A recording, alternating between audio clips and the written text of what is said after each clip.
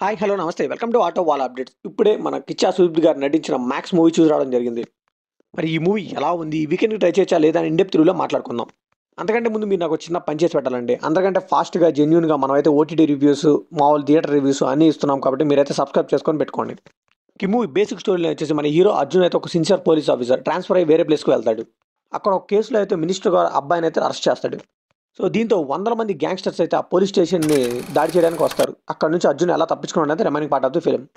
కిమ్ములో positive విషయానికి వస్తే first half అండి. ఫస్ట్ హాఫ్లో ఆ స్టోరీని రివీల్ చేసే విధానం కానీ స్క్రీన్ ప్లే కానీ చాలా అంటే చాలా బాగా నచ్చింది నాకు. అండ్ అలానే కిచ్చా సుదీప్ గారి స్క్రీన్ ప్రెజెన్స్ అండి చాలా సాలిడ్గా చాలా స్టైలిష్గా కనిపించారు ఈ మూవీలో. సో మూవీ స్టార్ట్ అవడమే ఏం టైం వేస్ట్ చేయకుండా డైరెక్ట్ కాన్ఫ్లిక్ట్ పాయింట్ నుంచి చూసుకెళ్తారు. సో తర్వాత మనకు ఒక క్యూరియాసిటీని బిల్డ్ చేసుకుంటూ అలా తీసుకెళ్తారు. ఒక 30 మినిట్స్ స్క్రిప్పింగ్గా అనిపిస్తుంది. సో ఆ 30 మినిట్స్లో హీరో తీసుకునే డెసిషన్స్ కానీ అవన్నీ కూడా చాలా రిఫ్రెషింగ్గాను చాలా బాగుంటాయండి. ఎక్కడ కూడా మనం ఏదో మూవీలో చూసినట్టు అనిపించదు.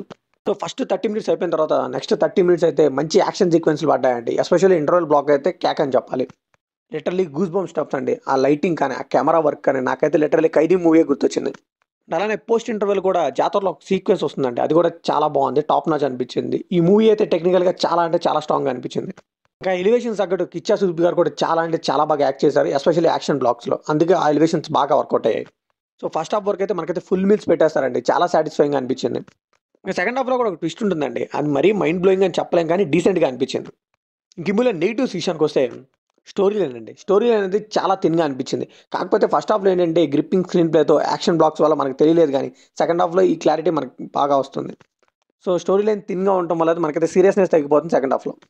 సో బేసిక్గా పోస్ట్ ఇంటర్వెల్ తర్వాత మూవీ అయితే అయిపోతుందండి. అక్కడ నుంచి తీసుకెళ్ళడానికి ఒక స్ట్రాంగ్ కాన్ఫ్లిక్ట్ ఉండదు, ఏదో రన్ టైం పెంచడానికి తీసుకెళ్ళినట్టు అనిపిస్తుంది. ఇంకా అక్కడ నుంచి వచ్చే యాక్షన్ బ్లాక్స్ ఇవన్నీ కూడా చాలా రిపీటెడ్గా అనిపిస్తూ ఉంటాయి. అంటే సరైన స్టోరీ లేకుండా సరైన రీజన్ లేకుండా యాక్షన్ బ్లాక్స్ రష్ అయిపోయినట్టు వెంటనే వచ్చేస్తూ ఉంటాయి. సో సెకండ్ హాఫ్లో అయితే మనమైతే చాలా వరకు డిస్కనెక్ట్ అయిపోతామండి. హీరో ఎలా అయినా బయటపడాలని మనకే అనిపించదు. ఇంకా ఒక ఎమోషనల్ పాయింట్ కూడా తీసుకున్నారు, కానీ అది అంత పెద్ద ఇంపాక్ట్గా చూపించలేకపోయారు అనిపించింది. సో రీసెంట్గా వచ్చిన మూవీస్ అన్నింటిలో కూడా ఇదే ఎమోషన్ వాడుతున్నారు. ఇంకెంతకాలం వాడతారు నాకైతే అర్థం కావట్లేదు. ఇంకా కొన్ని ఎలివేషన్స్ కూడా మరీ ఓవర్ ద టాప్ అనిపించాయండి. హీరో తానే బూడుకోవడం కానీ ఇలాంటివి కొద్దిగా ఆడ్గా అనిపిస్తాయి.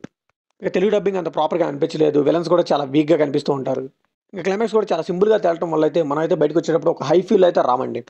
సో ఫైనల్గా ఈ మూవీకి మనం ఇచ్చే వెర్డిక్ట్ ఏంటంటే with good first half, average second హాఫ్తో ఈ మూవీ జస్ట్ అలా వన్ టైం అలా వాచ్ చేయొచ్చండి, అది కూడా ఫస్ట్ హాఫ్ కోసం. సో ఇది కంప్లీట్లీ నా ఒపీనియన్ మాత్రమే. మరి ఈ మూవీకి ఎలా అనిపిస్తుందో కంప్లీట్ షేర్ చేసుకోండి, లైక్ చేయండి, షేర్ చేయండి, వెళ్ళి సబ్స్క్రైబ్ చేసుకోండి.